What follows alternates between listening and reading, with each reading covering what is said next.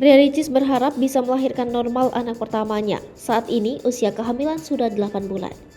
Pasangan selebritas Ria Ricis dan Teuku Ryan sedang menantikan kelahiran anak pertama.